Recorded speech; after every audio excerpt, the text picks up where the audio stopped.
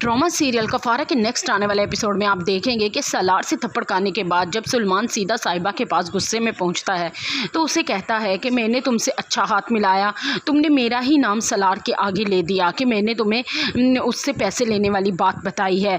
और उस पर साहिबा कहेगी मैंने तो ऐसी बात सलार से नहीं की।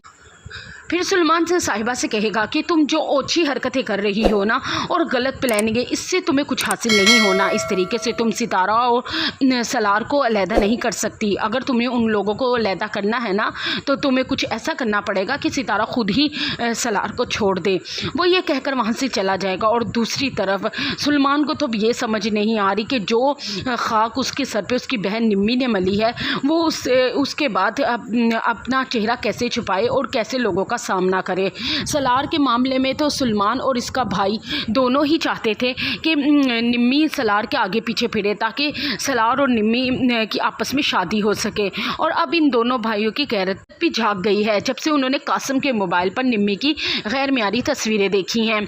और अब वो जल्द से जल्द कासिम और निम्मी की शादी कर देना चाहते। अगले सीन में आप देखेंगे कि किरण के जो रिश्ते अब तक जो भी आ रहे थे कोई भी रिश्ता उसका तय नहीं हो पाया, लेकिन अब की बार जो रिश्ता किरण के लिए आएगा वो तय हो जाएगा। लेकिन किरण तो अब पहले से ही किसी लड़के को पसंद कर चुकी है, लेकिन उसको बताने की हिम्मत अपने घर में नहीं है।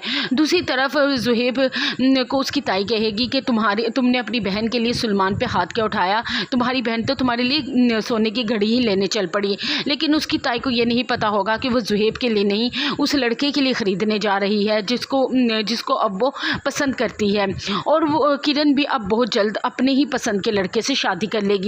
तब ज़ुहैब को और इसकी ताई और सुलेमान वगैरह को पता चलेगा कि जो कुछ आज तक इस सितारा के साथ नाजायज़ करते रहे, सितारा की आह अब इन लोगों को लग चुकी है।